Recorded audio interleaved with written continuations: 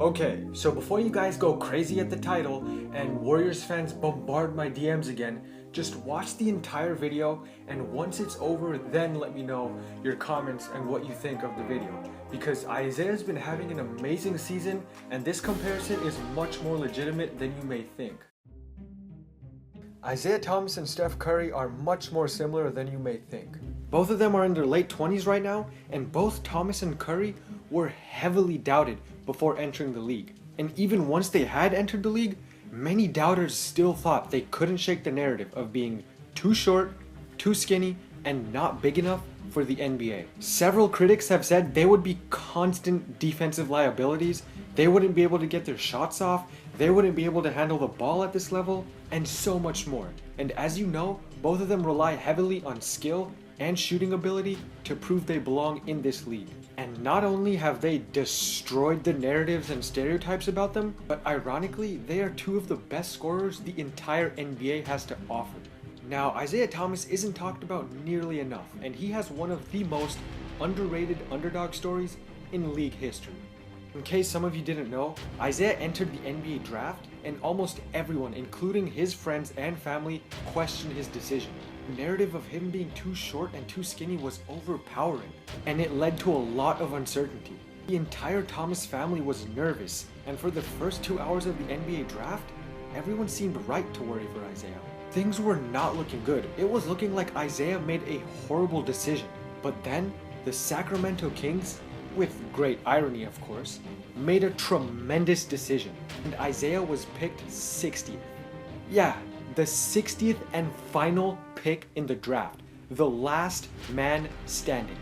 A draft in which I'm willing to say he was better than 75% of the players. So as Sacramento made a great decision, in classic Sacramento King fashion, they would proceed to give him away for less than a bag of chips and thought he wasn't worth $10 million. Say whatever the you want to say about me. Yeah, some things never change. But that's a different story for a different day. So then it began. Isaiah started his journey on the Sacramento Kings, where he would prove to everyone that he is a legitimate player in this league and to be respected. He improved every single season in the league and put up a consistent 20 points and 6 assists per game by his third season. He demonstrated amazing ball handling talent, amazing passing ability, and his shooting ability got better and better. He proved he belonged, but personally, I just thought it was a cute story. I thought, that's all it would amount to. He would be a nice 20 points per game, 6 assists scorer, kind of inconsistent, but fast forward to this 2016-2017 season, this man is one of the best guards in the entire league. Yeah, the entire NBA, which is actually loaded with amazing PGs. And it's just funny to think that, as soon as Isaiah leaves Sacramento, he's on the verge of becoming a perennial all-star. So yeah, if you guys want to join my Free Boogie 2017 campaign, hit that subscribe button. We gotta get Boogie out of Sacramento. It's obvious what's being done out here. It's on a nightly basis. I hope the world can see now what's really going on out here, because it's getting ridiculous.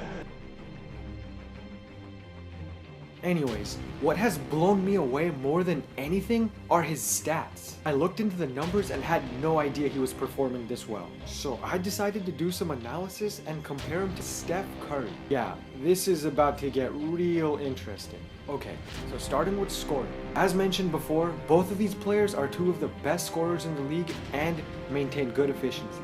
Both of them have to rely on outside jumpers, yet are also great finishers inside the paint and have all kinds of different tricks and hacks to finish around bigger men. What? So here are the scoring stats side by side. As you can see, Isaiah has a pretty significant advantage in points per game, as he averages 27.7 versus Steph's 23.9. He gets to the free throw line much more than Steph, and both of them have always been incredible free throw shooters, as they both shoot above 90% this season. Now when it comes to efficiency is Steph's thing. He may have horrible games, but he always maintains a great efficiency overall. And this season, while he is more efficient than Isaiah is no joke either, and the difference is actually very small. As we can see here, Steph shoots a better percentage from 3, as he should, but for some reason has been shooting badly for his standards of course, barely at 40%.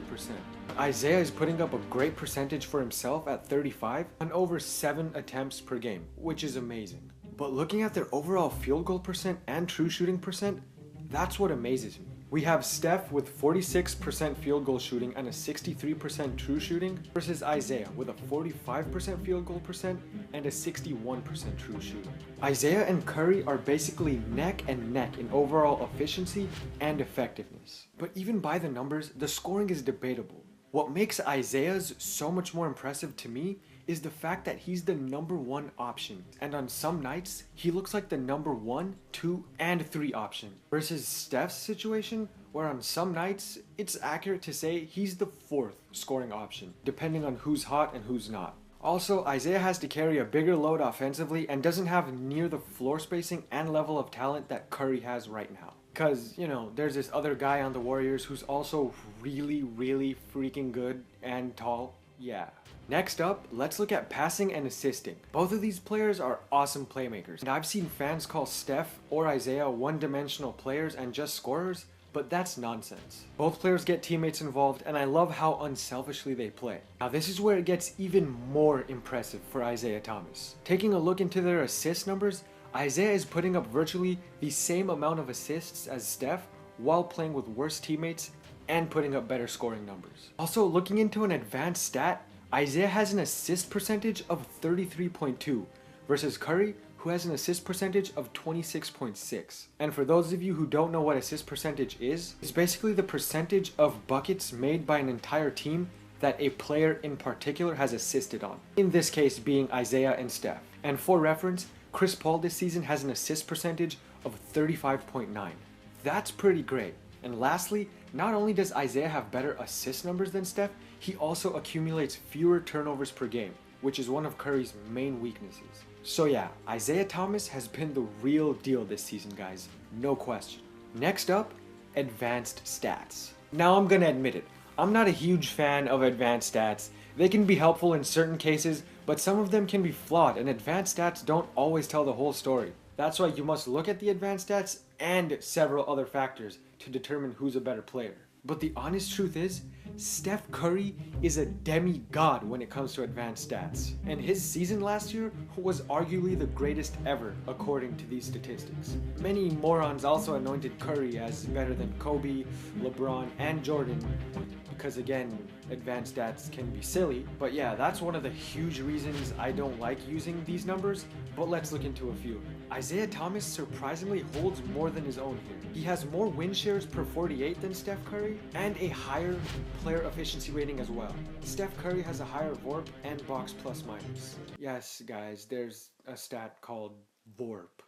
So yeah, not a fan of these numbers in general, but they do prove that the Isaiah-Steph comparison is much closer than we would have thought. Defense. I want to go over defense quickly because there aren't many stats that can show a player's true defensive prowess, because steals and blocks can be misleading, especially when comparing guards, and defensive advanced stats aren't the most accurate either. But if we do look into the blocks and steals, Steph beats Isaiah in steals as he averages nearly 2 of them compared to Isaiah's 1, and their blocks are 100% identical, as they pretty much block no shots per game. But as for defense, I wanted to talk about it from more of an eye test perspective. I watch Celtics and Warriors games closely, and both of these guys aren't stopping anyone, to be honest.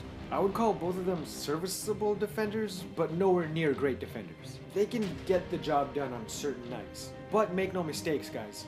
Steph's effort on defense can be a bit shaky at times, but both of them give great effort on defense overall. So yeah, Isaiah and Steph are very similar in this regard when it comes to defense, because both of them give 100% effort, but sometimes, fair or not, offensive players can just shoot over the top or blow by them with ease. But this is a good thing, because even though they're not Kawhi Leonard or anything defensively, they actually try on the defensive end. But in conclusion, I have to give the edge to Stephen Curry defensively. Now lastly, team success. One of the main reasons I made this video is because the Celtics are actually having a good season, as they currently hold the number 3 seed and they're not too far behind the Raptors. And of course, the Warriors have the best record in the league at 30-5. But Isaiah's record in comparison to Steph is much more impressive to me, and most importantly, it's not like either of these guys are putting up great numbers on trash teams. What's really impressive about Isaiah though, is that the Celtics have been unhealthy this season. A few of their key pieces have had injuries, and it's fair to say that Thomas has been carrying Boston to a certain extent. While Curry plays on a squad that could probably be close to as good as they are right now if he didn't play. Not trying to hate on Curry here, but the difference is huge. And once everyone on the Celtics gets healthy, I truly think they can make noise in the playoffs led by Isaiah Thomas. If he can have some performances like this in the playoffs, who knows what can happen. Guys, he literally dropped 44 points on 16 shots and 17 on 17 free throw shooting. That's a true shooting of 183%. Oh, and that wasn't even his best game of that month.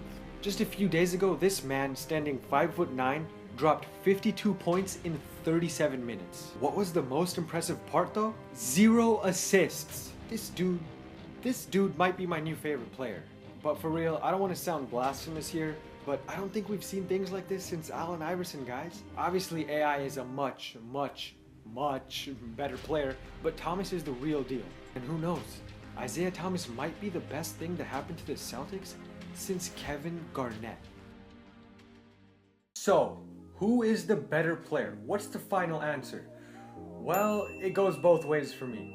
The thing is, Steph is to be respected. He has a resume already built, so I'm gonna have to go with him as the overall player and the player I'd want to build my team around. But Isaiah Thomas is definitely having the better season, and he's been the better player this year. There's no way around it. So it depends on what you guys value. It can go either way, to be honest. But I hope I proved my point and showed you guys that this comparison is actually much closer than we thought. And Isaiah Thomas is playing like an all-star this year. So yeah, thank you guys so much for watching. I hope you enjoyed this a ton, and hit that subscribe button if you haven't already. Hit that like button. I have tons of content coming, a new video on Saturday. Stay tuned. LeBron literally had the pressure of the entire world, the solar system, the planet, the entire galaxy wanted him to fail. They were gonna break up the big three had they lost. People were questioning if LeBron's pass-first mentality works. People were saying he has no killer instinct. With a straight face.